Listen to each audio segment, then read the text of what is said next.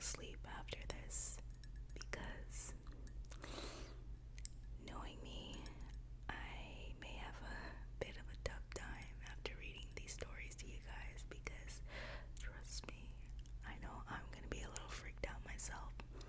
So I already am feeling a little freaked out by this lighting I have set up here. But I hope it still helps you to somewhat drift and enjoy and be entertained despite the scary sort of setting or vibe I'm setting out for you guys.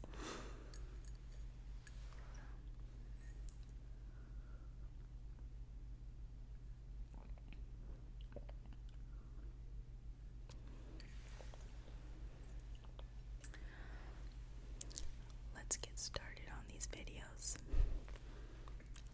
I mean, did I say videos? I meant ghost stories. Ain't no way we're gonna sit here and watch ghost videos. I wouldn't do that to you guys. I really doubt that would put you in a relaxing state anyway, so.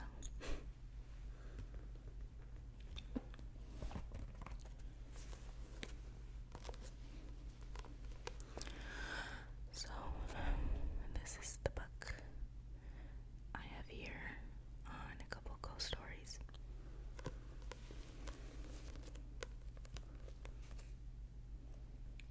Simply called The Book of Ghosts. There you go, I think you can see better like that. It's The Book of Ghosts. And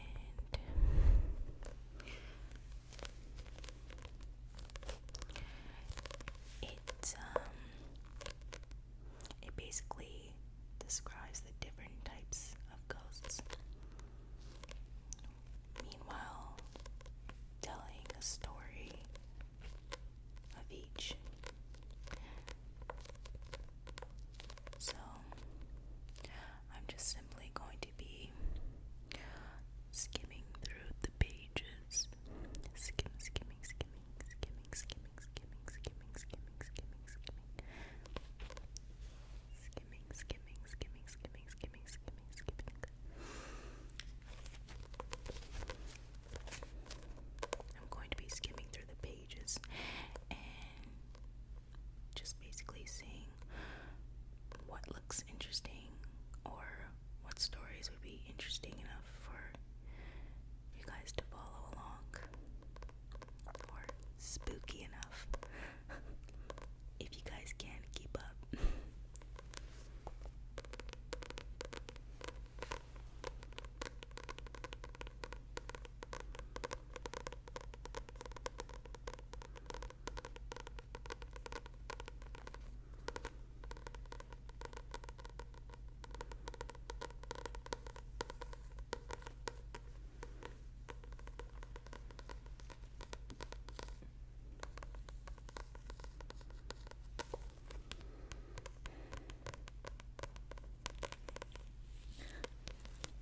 I just read a little paragraph on the back of the book that distinctly says,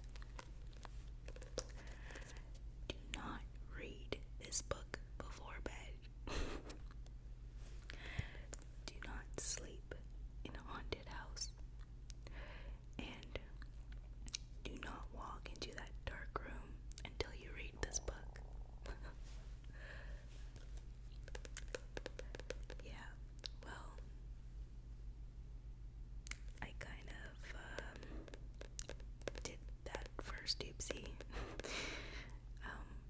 I will be going to bed after this. It's the only time that I could find perfectly quiet setting with no interruptions, and yeah, just to set the mood straight and quiet and a bit eerie to eerie.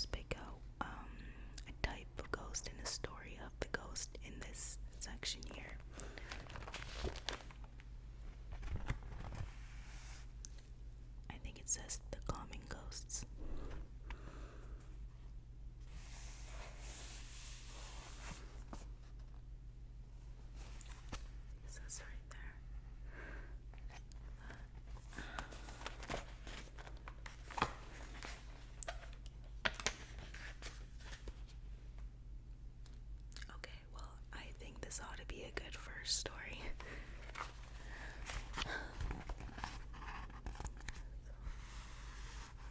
So this one is called The Forgotten Child.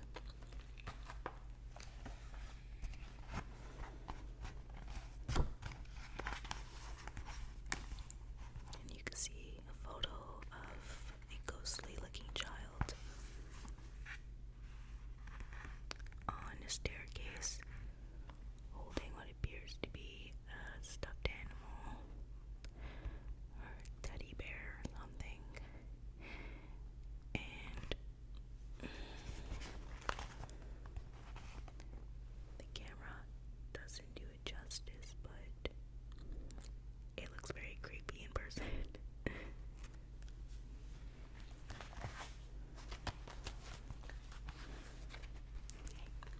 So get cozy, go get your blankets and cuddle up. Go find a cuddle buddy, cause this is gonna get pretty scary up in here.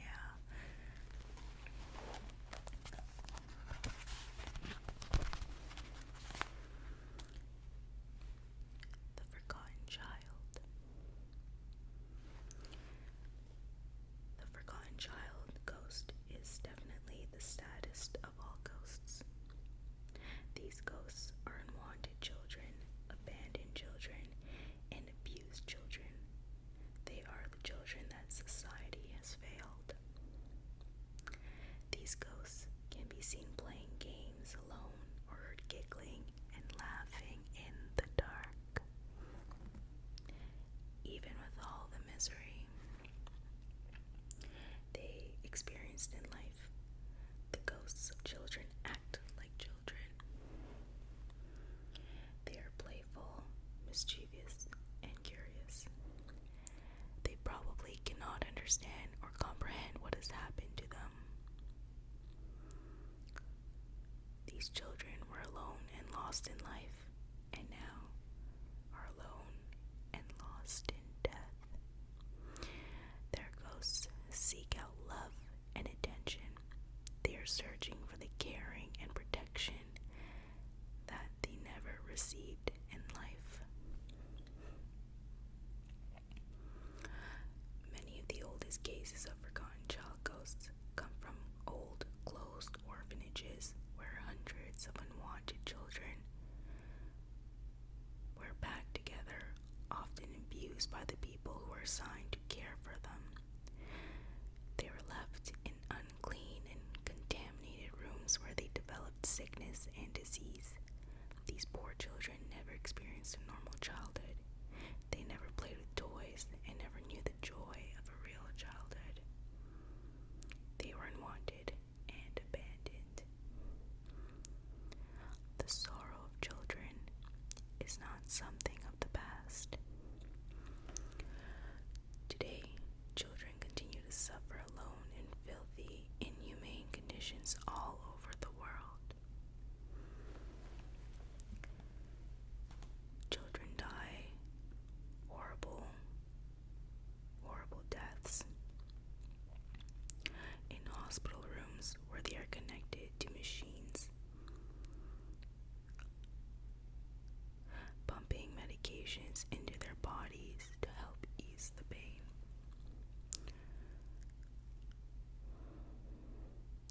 No child should be left alone to die.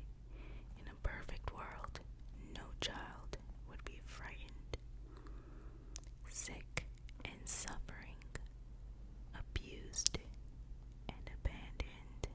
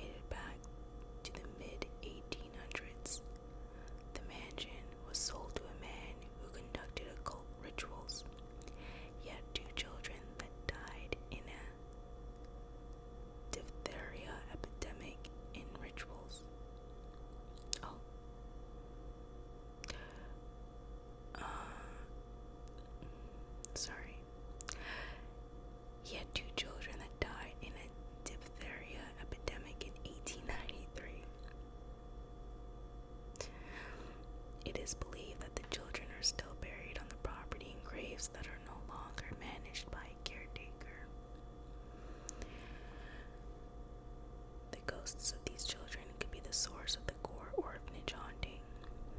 Jason, his 2 daughters, and 2 of their friends arrived on the site after driving around searching for the location.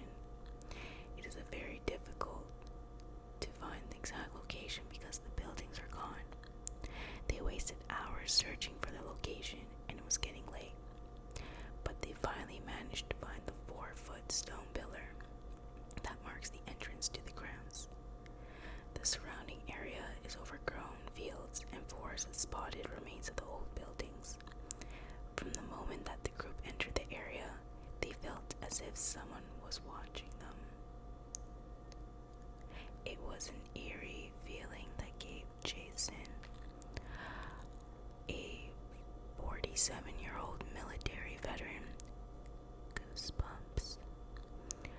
Jason felt that the place was very creepy and he had a weird feeling in his gut.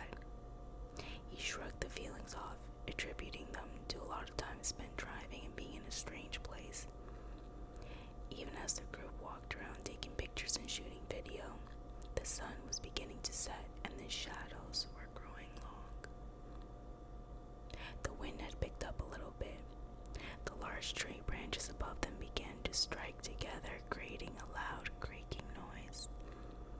Julie, Sarah, and their 2 friends were walking around, taking photographs and joking about things to keep from becoming afraid when their equipment started to malfunction. The cameras stopped working and the video equipment started to show low battery, even though both cameras and camcorders were fully charged with the new batteries before they left. Jason tried to keep his head with his children around, but for a split second he thought that he heard the giggling of a child. Only moments later he heard the giggling again. One of his daughter's friends spoke up that he heard the giggling also. As Jason walked over to one of his daughters to check the camera she was using, he felt something ice cold move past him. Jason said that the cold was like standing in front of a freezer with the door open. While it was late evening, this was still a hot summer day in Ohio and the temperature was still in the mid-80s. Seconds later, they all heard a child laugh. The ghost seemed to want to play with the visitors, but Jason felt that they had spent enough time ghost hunting.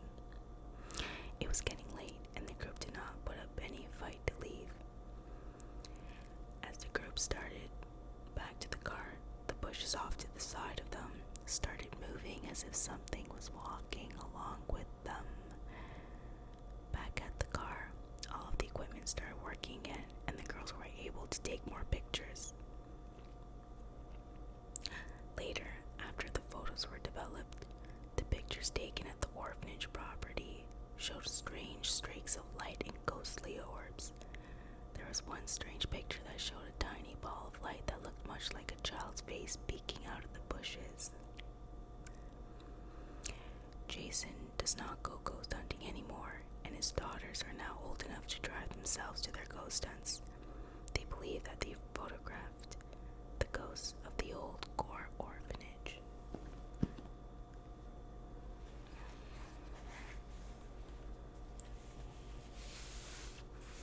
And it's only text on these pages, no pictures. But how creepy was that? Oh boy. If my camera started going all kooky, I think I would cry right now.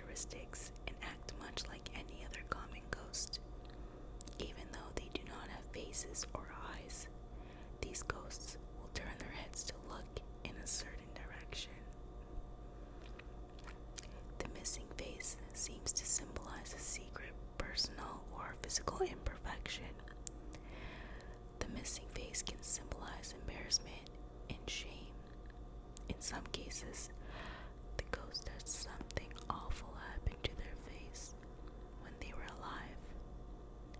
Now in death, they still seem unable to deal with their human disfigurement. These ghosts linger in regret and trauma left over from their past life. They are unable to escape the ghostly prisons which they themselves have created. Faceless soul ghosts can be a very terrifying sight. The only thing scarier than a ghost with a monstrous face is a ghost with no face. They have no voice and do not make any sounds. They can be seen floating silently above the floor or gliding through rooms. Human beings are very visual.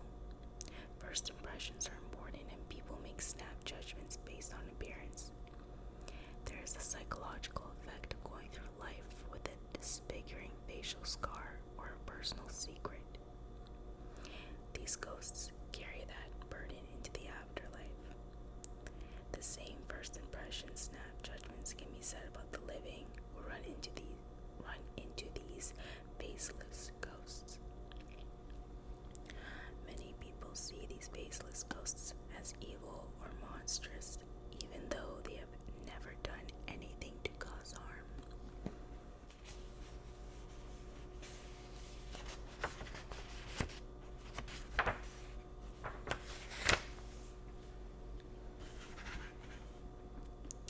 Faceless soul ghosts lack identity. It is hard to track down the real identity of a ghost that does not have a face.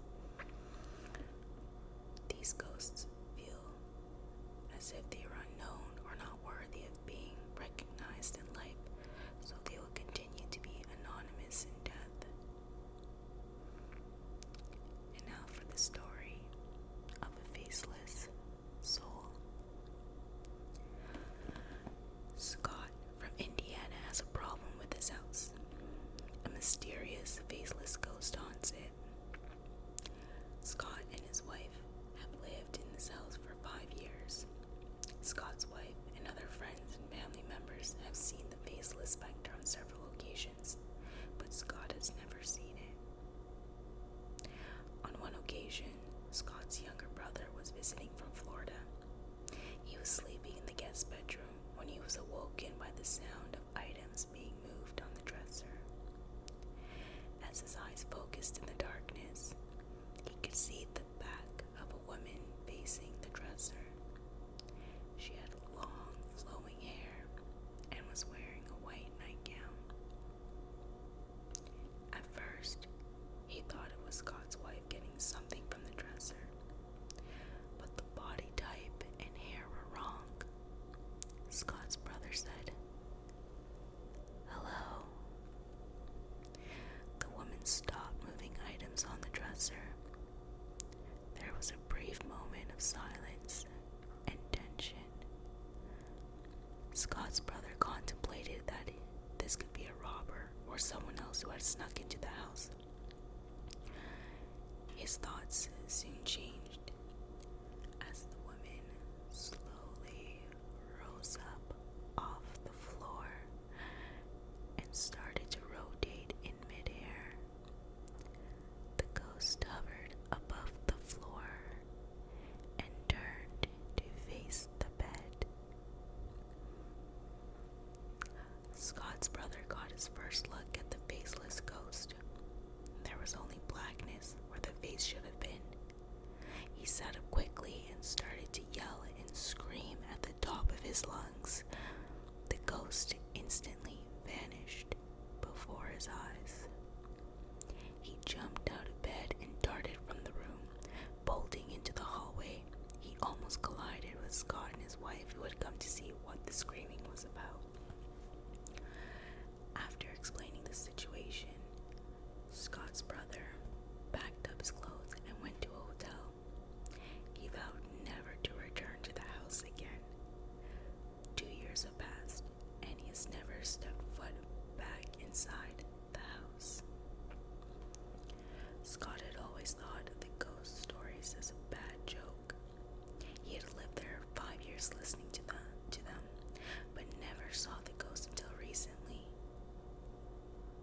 Scott was injured while putting up some drywall when a board slipped and hit him in the face. The cut was pretty deep. He went to the hospital and received dozens of stitches.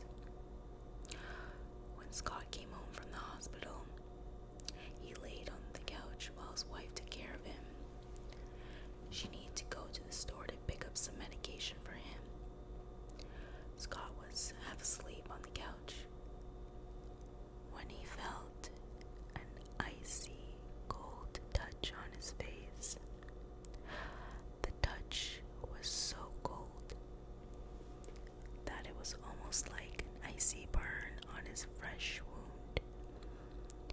Scott slowly opened his eyes and, for the first time,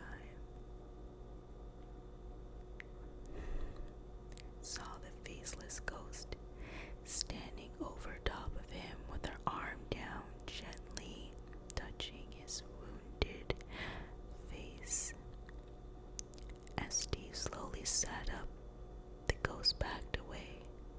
The ghost put its hands over top of the black cavity where its own face should have been and disappeared. Scott has not seen the ghost since that day, but now he believes in its existence. He believes that the ghost must have had something happen to its own face when alive, and was saddened to see that he had hurt his face in the accident.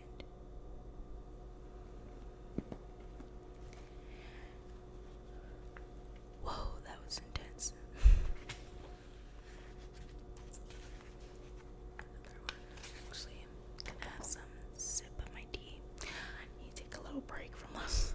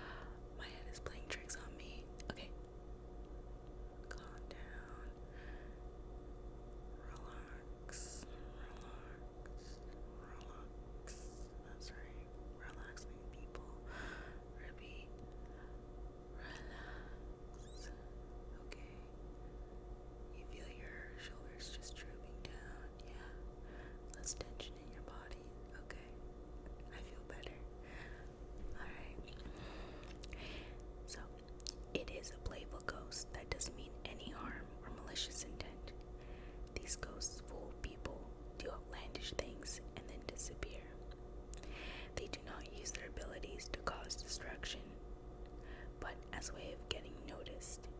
They can manifest in many different forms, just like other categories of ghosts, and their characteristics will vary depending on the personality of the particular ghost. These ghosts are never violent or temperamental. They are driven by the reactions of the living to their games. They try to seek out people who are not afraid or bothered by their games. These ghosts like people with a curious nature who will play along with the games. No, thank you. Moving objects is a common characteristic of all types of ghosts, but the trickster ghosts make a special habit of relocating items so that the people will have trouble finding items or finding them quickly. These items could be common things like a set of car keys, earrings, or maybe a letter. It is important to note some people are just plain forgetful or careless with personal items. A trickster ghost cannot be blamed for that. If someone is constantly missing items, it is probably just their careless nature. Nevertheless, when these trickster ghosts are present, people should expect the unexpected. The mischievous trickster ghosts also have other bad habits that include knocking on doors and windows so that people have to go and see who's knocking. The ghosts will turn lights on and off and gently tap people on the shoulders. While most of this activity can be very frightening for people who have never dealt with ghosts before, it is actually a harmless game not meant to hurt or scare anyone. In many cases where people live with these types of ghosts.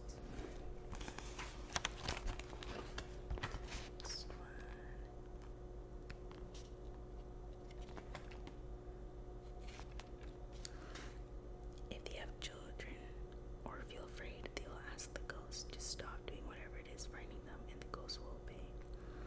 Most accidents tend to happen when a person is shocked or frightened by the presence of a ghost, and they run away hysterically, hurting themselves in the process. The mischievous trickster ghost tends to be a very active ghost and will continuously play these type of hide-and-seek games, sometimes on a daily basis.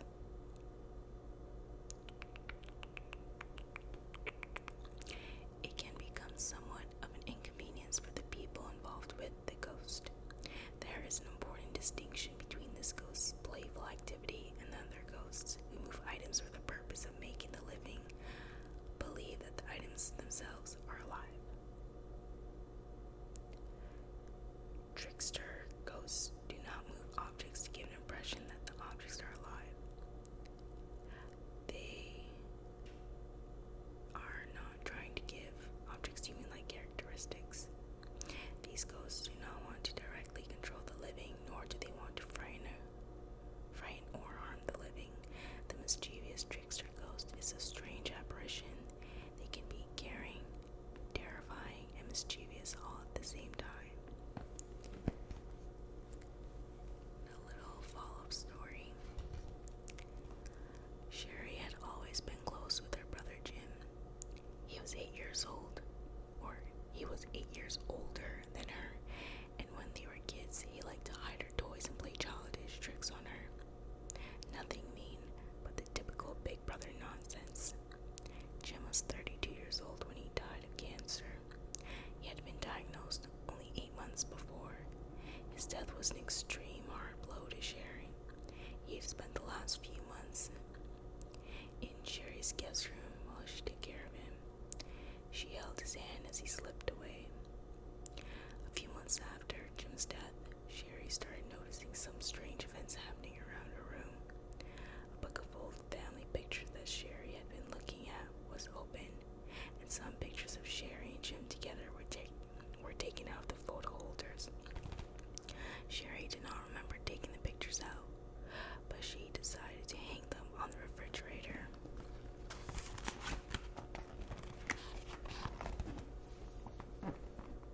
A couple days later, Sherry heard a loud crash upstairs.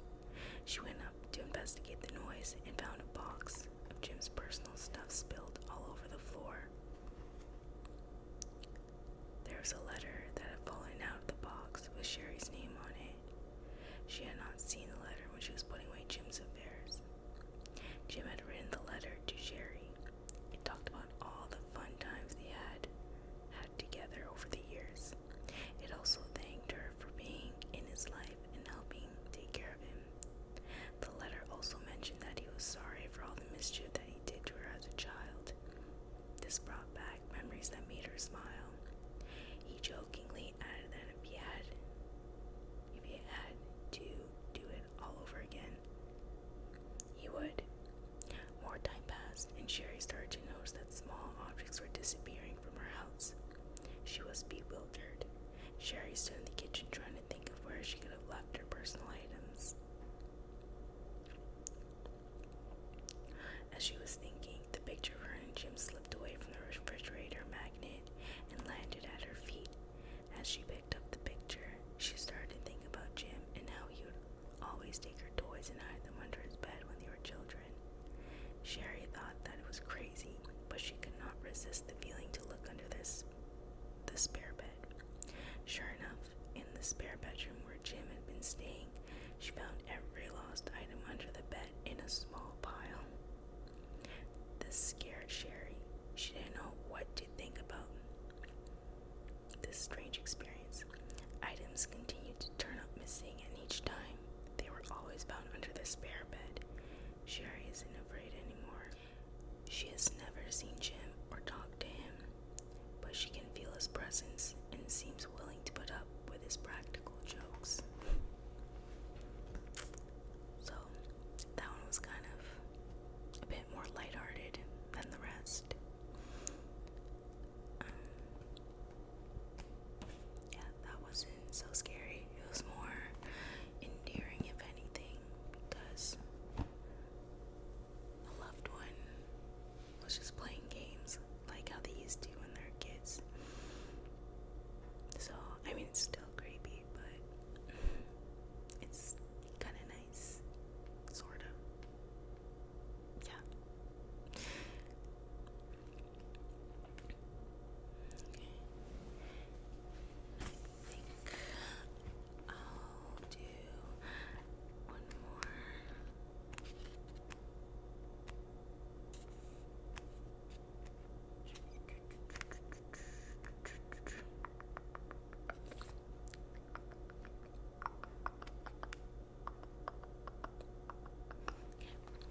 This one seems good, because I think this one is seen or encountered by a lot of people. So I'll just go ahead and read what it is. So it's called The Confused Victim. Okay. Here you have a photo of, let's see.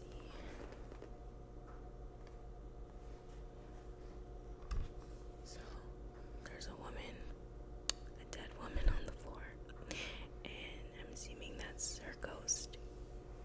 And she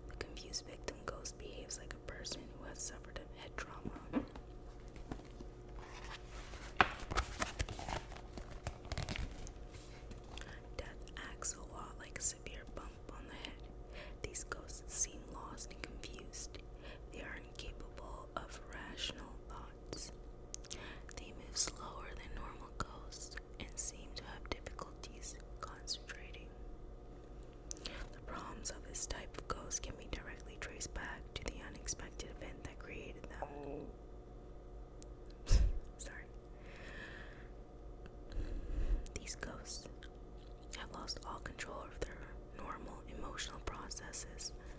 Other factors that contribute to their state of bewilderment may be denial and depression over their own sudden death.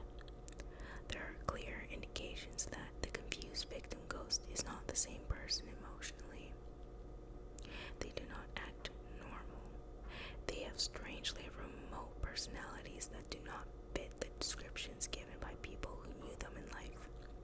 Instead, these ghosts seem as if their consciousness has been altered by their sudden death. They are disoriented and unresponsive. For lack of better terminology, these ghosts seem like they are dead inside. The confused victim ghost does not want to talk or intentionally communicate very much. When they do speak, they say things that seem bizarre and unusual. They will talk about things that do not make any sense. These ghosts are usually content to sit quietly and stare off into the distance with a blank, glazed look on their face. Frequently, these ghosts will erupt from their dazed condition and leap into a panic state for short periods of time. For a few moments, they suddenly seem aware that they are lost and unable to communicate their thoughts and feelings to the living. They are frantically afraid by this lost feeling. They do not recognize familiar people or places, and they do not respond to people who are trying to speak with them. At times, these ghosts can become easily frustrated and cry. The problem with the confused victim ghost is obviously rooted deep in the psyche of the ghost's consciousness. Since ghosts do not have physical bodies, the confusion and trauma cannot be linked to a damaged brain or nervous system. In their state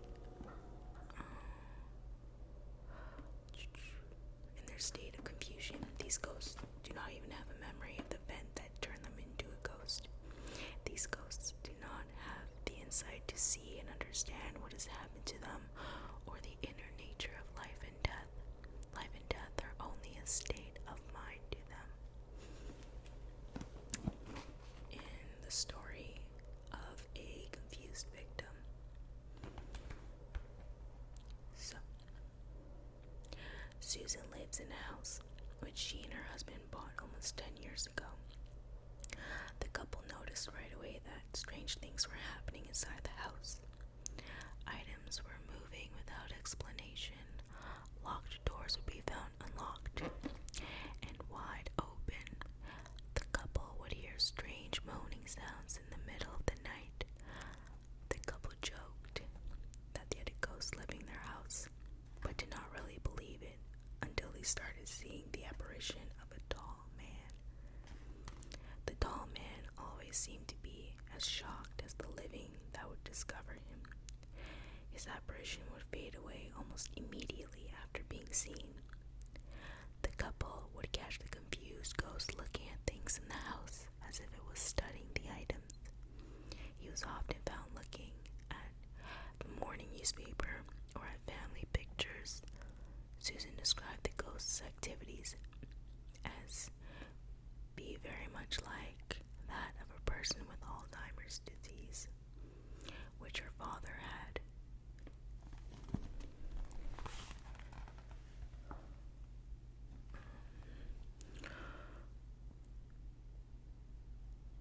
The ghost had faraway, lost gaze in its eyes and never seemed to be aware of what was happening. There were a couple of occasions where the ghost seemed to be trying to mouth words and communicate just before disappearing. The family learned from a neighbor that about 25 years before Susan and her husband moved in, there was a murder at their home. A man who was having an affair with the previous owner's wife murdered the owner in the backyard. This seemed to fit the ghost because there were several times that witnesses had seen the ghost standing inside the house staring out into the backyard, probably the location of the murder. When his attention was broken, the ghost would fade away. Susan also saw the ghost doing other odd things, like getting up from a